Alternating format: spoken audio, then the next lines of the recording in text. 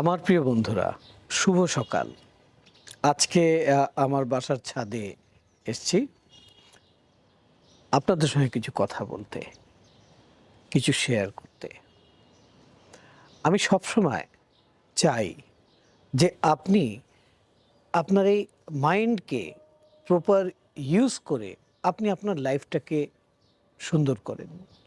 আপনার জীবনটা যেন স্মুথ হয়। সেখানে আমি কি অবদান রাখতে পারি, সবসময় আমার মধ্যে এই চেষ্টাটুকু থাকে। আজকেও তার ব্যতিক্রম নাই। তো আজকে একটা গুরুত্বপূর্ণ বিষয় নিয়ে কথা বলবো। সেটা হচ্ছে সিদ্ধান্ত নেওয়ার বিষয়। যে কোনো বিষয়ে আমাদের ডিসিশন মেকিং করতে হয়। আমরা প্রতিনিয়ত ডিসিশন মেক করে থাকি।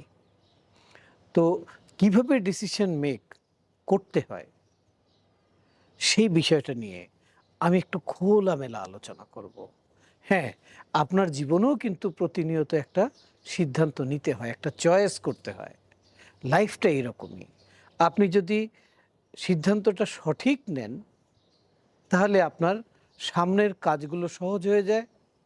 আর দ্বিতীয় হলো যে আপনি যেই ডেস্টিনেশনে যেতে চাচ্ছেন, যেটা অ্যাচিভ করতে চাচ্ছেন, সেই অ্যাচিভ করাটা আপনার হয়ে যায়। আর যদি সিদ্ধান্তের বেলায় আপনি ভুল করে ফেলেন, তখন কিন্তু পুরো ওয়েটাই ভুল দিকে অগ্রসর হয়। তখন আবার আমাদেরকে সিদ্ধান্ত পরিবর্তন করে আবার নতুন করে সিদ্ধান্ত নেওয়ার প্রয়োজন হয়। আচ্ছা, এর অর্থ এটা না যে আমরা সিদ্ধান্ত নিলাম এখানে ভুল ত্রুটি হবে না, হবে। কিন্তু যখন আপনার অ্যাওয়ারনেস থাকবে যে আমাকে এইভাবে সিদ্ধান্ত নিলে আমি বেশির থেকে বেশি আমি সঠিক পথে থাকতে পারবো, তখন ওটাই করা কি উচিত নয়?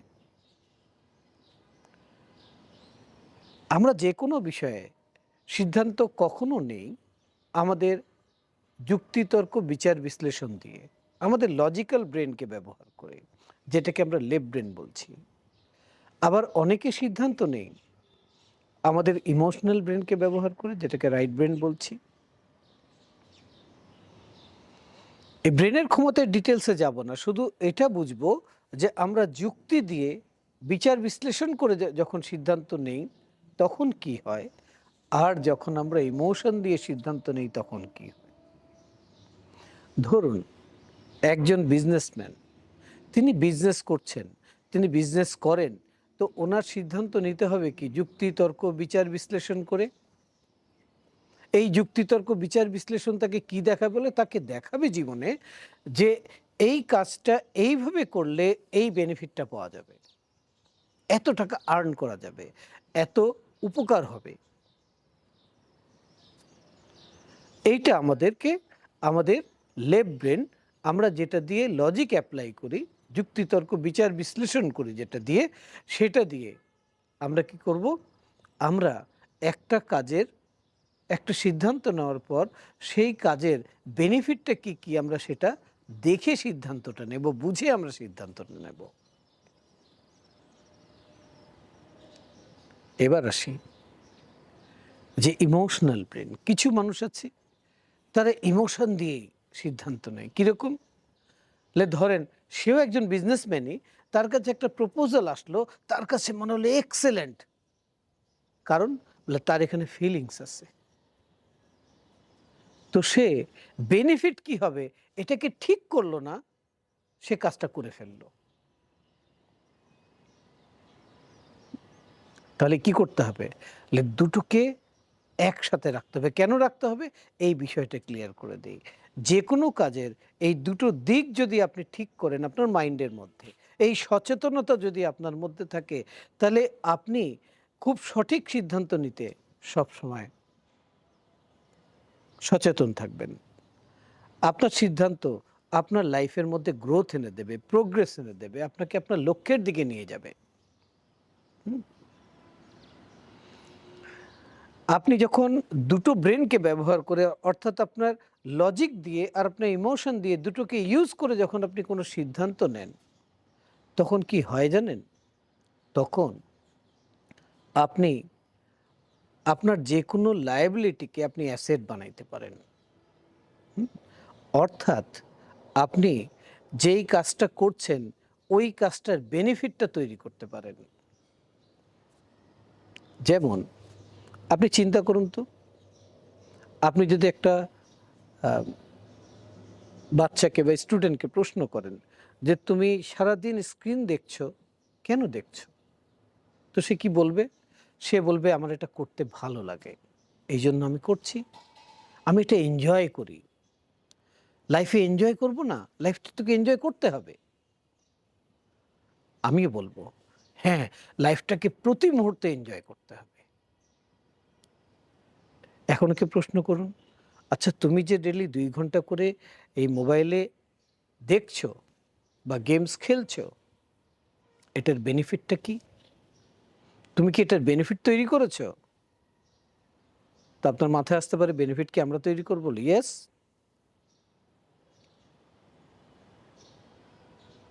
তুই বেনিফিট তৈরি করো নাই? তাহলে তুমি ২ ঘন্টা লাইফ থেকে দিচ্ছ কেন? যেটা শুধু ভালো লাগছে, আর কোনো বেনিফিট নাই। আপনাকে আরো ক্লিয়ার করি। ধরুন যে একটা ইয়াং ছেলে একটা মেয়ের সাথে প্রেম করছে। তার খুব ভালো লাগছে মেয়েটাকে। পুরো ইমোশন ঢেলে দিয়েছে, তাকে ছাড়া বাঁচবে না। কিন্তু ছেলেটা এখন কিছু করে না। কোনো কাজ করে না, কোনো আর্নিং নাই। হ্যাঁ, বাবা-মার সম্পত্তি আছে, তার কাছে কোনো আর্নিং নাই। আচ্ছা, তার যদি মেয়েটার সাথে বিয়ে করিয়ে দেওয়া হয়, তাহলে কি হবে? তো কিছুদিন পর তাদের ভালো লাগায় ভাটা পড়বে, কারণ বেনিফিট নাই। মানে সে আর্নিং করে তার ওয়াইফকে চালাতে পারছে না। সে ওয়াইফের জন্য বাবার থেকে টাকা নিচ্ছে, কারণ সে শুধু ভালো লাগার পেছনে ছুটেছে।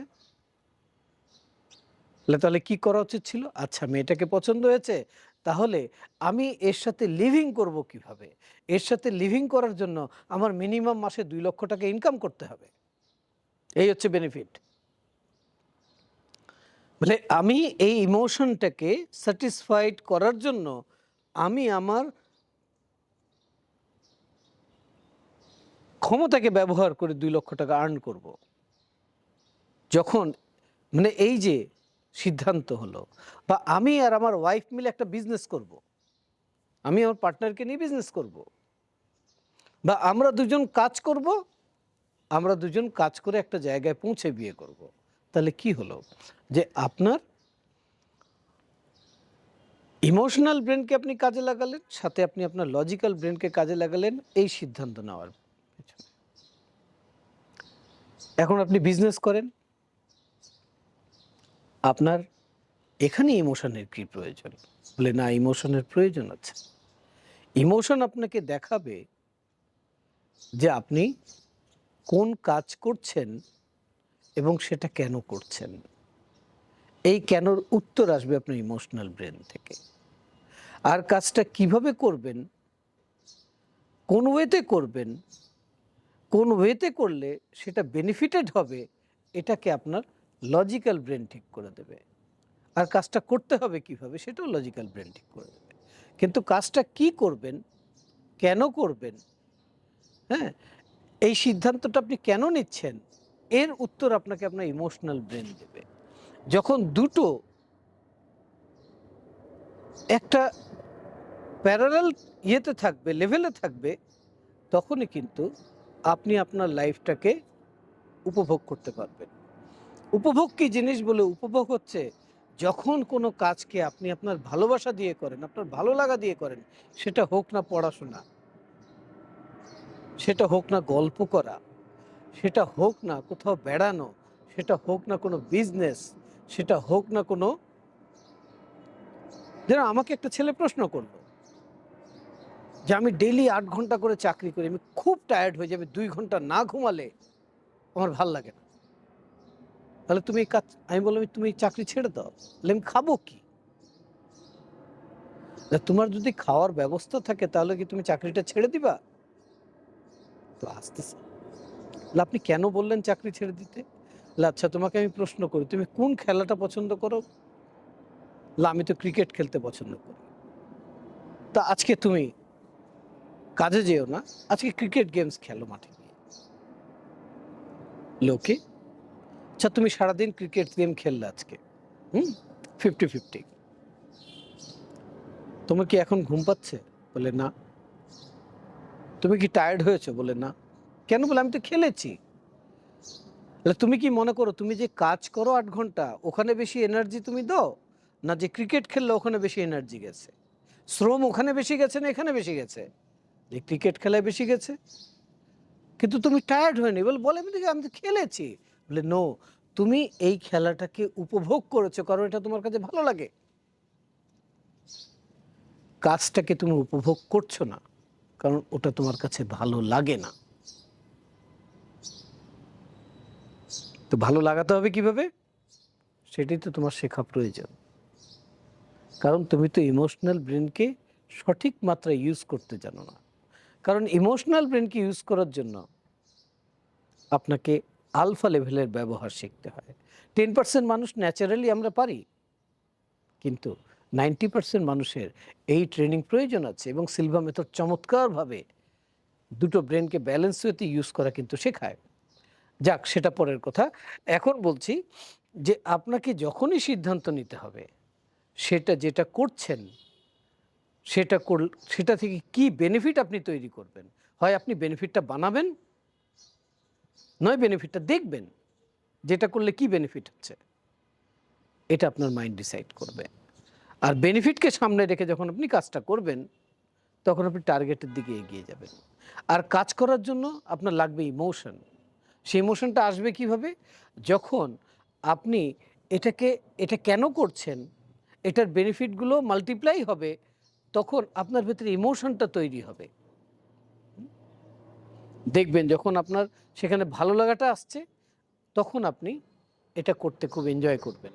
তখন কাজটা আপনাকে সেই খেলার মতোই মনে হবে। তাহলে এনজয়মেন্টটা কি? এনজয়মেন্টটা হচ্ছে প্রতিনিয়ত যা আপনি করছেন ওটাকে উপভোগ করা, ওটাকে এনজয় করা, প্রসেসটাকে এনজয় করা। হুম আমরা সবসময় কি করি জানেন? আমি এটা পেলে হ্যাপি হব, এটা হয়ে গেলে আমি খুশি হব। নো, আপনি যেটা করছেন ওটা পাওয়ার জন্য করছেন, ওই করাটাকে আপনি হ্যাপিনেস হিসেবে নেন। তাহলে সিদ্ধান্ত নেওয়ার ব্যাপারে আসি, যে আপনাকে যুক্তিকে, ইমোশনকে একসাথে ব্যবহার করতে হবে। এখানে আরেকটা জিনিস লাগবে, সেটা খুবই গুরুত্বপূর্ণ। আপনাকে আপনার ইনটিউটিভ পাওয়ারটাকে ইউজ করতে হবে। যে কোনো সিদ্ধান্ত নেওয়ার জন্য আমরা তথ্যকে কাজে লাগাই। সেই তথ্য আমাদের কাছে আছে, এখানে ভরপুর আছে, ঠিক আছে? তারপর আমরা সিদ্ধান্ত নিতে পারি না। কেন নিতে পারি না? কারণ আমরা জানি না আমাদের ইনটিউশনকে কিভাবে আমরা ব্যবহার করব। ইনটিউশন কি জিনিস? ইনটিউশন হচ্ছে যে আপনি একটা কিছু দেখে আপনি বুঝতে পারেন যে সামনে কি হতে যাচ্ছে। আচ্ছা, চিন্তা করুন, আপনাকে একটা আমি বই দিলাম হাতে, আর বললাম আপনি বইটা না খুলে বলুন বইয়ের ভেতরে কি আছে। কিভাবে বলবো? কাভার পেজের ছবিটা দেখে বলুন। কাভার পেজের ছবিতে কি আছে? বলে কাভার পেজের ছবিতে দেখা যাচ্ছে যে একটা ইয়াং মেয়ে, একটা ইয়াং ছেলে হাতে হাত ধরে আইফেল টাওয়ারের নিচে দিয়ে হেঁটে যাচ্ছে। আচ্ছা, কাভার পেজটা দেখে আপনার মাথায় কি চিন্তা আসছে? আমি আপনাকে 3টে অপশন দেব। আপনার মাথায় নিশ্চয়ই চিন্তা আসছে যে এটা একটা রোমান্টিক গল্পের বই, নাকি আপনার মাথায় এই চিন্তা আসছে যে এটা একটা সায়েন্স ফিকশনের বই, নাকি আপনার মাথায় এই চিন্তা আসছে যে এটা কোনো পুরনো সভ্যতার আহ, কোনো ভৌগোলিক বই? না, না, আপনি প্রথমটাই ঠিক চিন্তা করেছেন যে এটা একটা রোমান্টিক গল্পের বই হতে পারে, এই ধরনের কোনো ঘটনা হতে পারে। কেন এরকম চিন্তা করলেন? আপনি তো বইটা পড়েন নাই এখনো। এই চিন্তাটা করলেন আপনার ইনটিউটিভ পাওয়ারটাকে ইউজ করে, ব্যবহার করে। যে একটা বইয়ের পাতাকে দেখে তার ভেতরের কন্টেন্ট আপনার মাইন্ড আপনাকে বলে দিচ্ছে। সেই রকম আমাদের জীবনে আমরা যেটা করব, যেটা যে বিষয়ে সিদ্ধান্ত নেব, সেটা একটা ফ্রেম, একটা কাভার পেজ, ঠিক আছে? এবার আমি সেই গল্পটা নিজেই লিখব। তো কাভার পেজটা আমি আগে সেট করলাম, এবার গল্পটা কি হবে এটা আমি দেখতেছি। অর্থাৎ আমি বেনিফিট ঠিক করলাম, আর আমি আমার ভালো লাগাটাকে দেখে নিলাম, যাচাই করে নিলাম, আমার ইমোশনটাকে এখানে সাথে নিলাম, কেন করছি, এর উত্তর আমার কাছে আছে, ঠিক আছে? তখন কি হবে, তখন আপনি স্টাডি করতে পারবেন যে হ্যাঁ, আমি এটা এইভাবে করব, তো এটা করার পর এটা হবে, এটার পর এটা হবে, এটার পর এটা হবে। আপনার ইনটিউশন আপনাকে দেখাবে আপনার জীবনের বহুদূর পর্যন্ত এই বিষয়টা কীরকম হবে।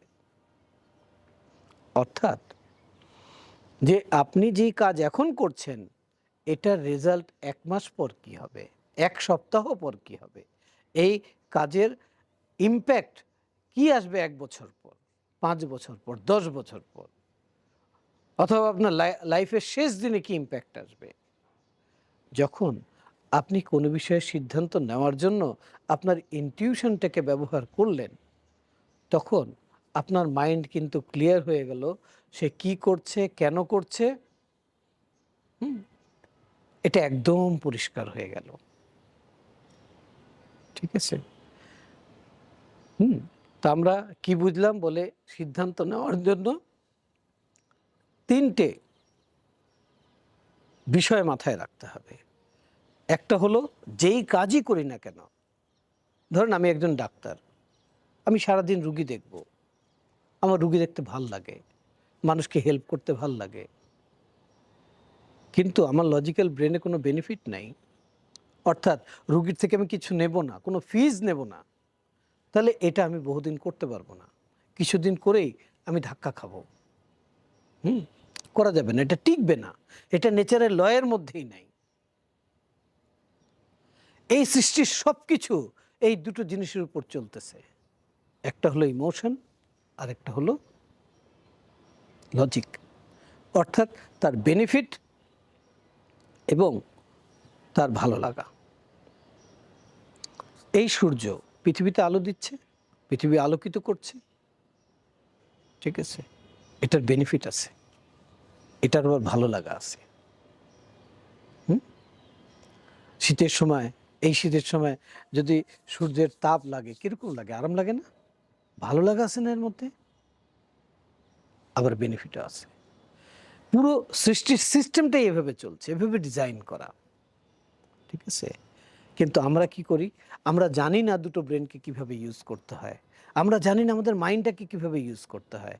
তার কারণে আমরা কি করি, আমরা কখনো বেনিফিটের দিকে ঝুঁকে পড়ি, আর কখনো আমরা আবেগের দিকে ঝুঁকে পড়ি। কখনো আবেগী হয়ে কাজ করি, বেনিফিটটাকে ছেড়ে দিই, বলে না টাকা লাগবে না, আমি রুগী এমনিই দেখবো। এটা হবে না, এটা ল নাই, এটা সিস্টেম নাই, তুমি টিকতে পারবা না। তাহলে কি করতে হবে, তোমাকে বেনিফিট নিতে হবে, আর ইমোশনটাকে দিতে হবে। তোমাকে বেনিফিট নিতে হবে, ইমোশনটাকে দিতে হবে। কিসে? বলে কাজে। ইমোশন আপনি দেবেন, বেনিফিট আপনি নেবেন। তাহলে কি হলো, লয়ের মধ্যে আপনি পড়ে গেলেন। লটা কি ছিল, গিভ অ্যান্ড টেক, বলে ইমোশন দেবো, বেনিফিট নেব, ইমোশন দেবো, বেনিফিট নেব। তাহলে আমি রুগী দেখব, তার থেকে ফিসটা নেব। এখন আমার ইচ্ছে, আমি কম নেই না বেশি নেই, ওকে? সেটা আমি যদি ঠিক করে নেই যে আমি এতটুকুই নেব, তাহলে আমি অতটুকু নেব, ঠিক আছে? আপনি আজকে জেনে গেলেন, আপনি যদি এই লটাকে ফলো করেন যে আমি যেই কাজই করব তার বেনিফিট থাকতে হবে। জীবনে যেই কাজ করি না কেন, ছোট থেকে ছোট, বড় থেকে বড়, যদি কাজ করার বেনিফিট না থাকে তাহলে করব না। আর কাজ করব মনোযোগ দিয়ে, ভালোবাসা দিয়ে, ভালো লাগা দিয়ে। ভালো না লাগলে ভালো লাগানোর ওয়ে খুঁজে বের করবো যে কীভাবে ভালো লাগাইতে হয়। যেটা ভালো লাগে না, যেটাকে উপভোগ করতে পারি না, যেটা মন দিয়ে করতে পারি না, যেটা ভেতর থেকে আসছে না, ওই কাজ করব না।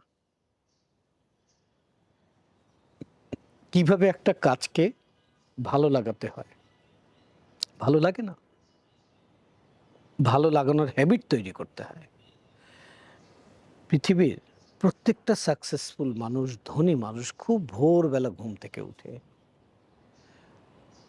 ঘুম থেকে প্রথম প্রথম উঠলে ভালো লাগে না, কিন্তু যখন এটার হ্যাবিট আপনি তৈরি করে ফেলেন, তখন কিন্তু এই সকালটাই আপনাকে খুব আনন্দের লাগে। মনে হয় যে ভোরবেলার যে দৃশ্য, যে সিনারিও, যে পৃথিবী এত চমৎকার, অন্য সময় আমরা পাই না। কিন্তু প্রথম দিন এটা মনে হবে না। হুম তো আপনাকে কি করতে হবে সিদ্ধান্ত নেওয়ার জন্য? আজ থেকে মনকে স্থির করে ফেলেন, কন্ডিশন করে ফেলেন, ডিসিশন আগে নিয়ে ফেলেন এটা, যে আমি কাজ যেটাই করব সেটার বেনিফিট থাকতে হবে।